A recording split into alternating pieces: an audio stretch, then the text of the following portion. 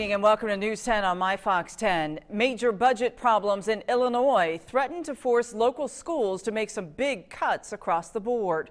This year, public schools in Illinois will receive almost 5% less money from the state than last year.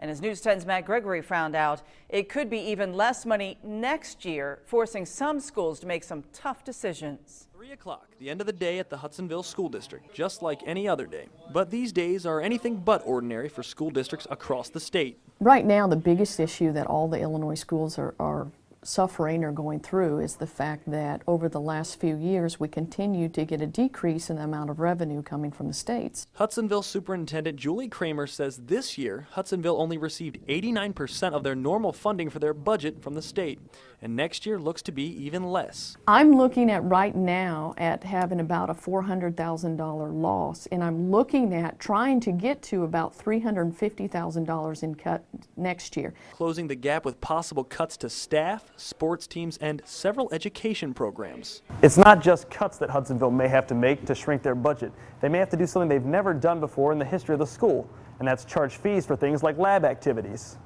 and fees for athletics or even activities. And that could also include a fee for driver's ed. We're going to have to charge and try to help recover some of the costs so we can continue to offer as much as possible to our students. It might shock you to know that in the Wabash Valley, Hudsonville is actually in better shape than most, but that doesn't make their budget woes any easier, and they say Springfield is to blame. We do not have a revenue problem.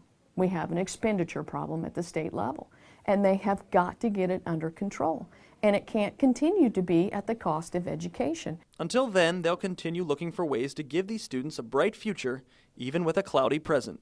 In Hudsonville with photojournalist Gary Bryan, Matt Gregory, News 10. The Hudsonville School District says they do have savings in the bank for situations, but that it cannot cover lost revenue year after year.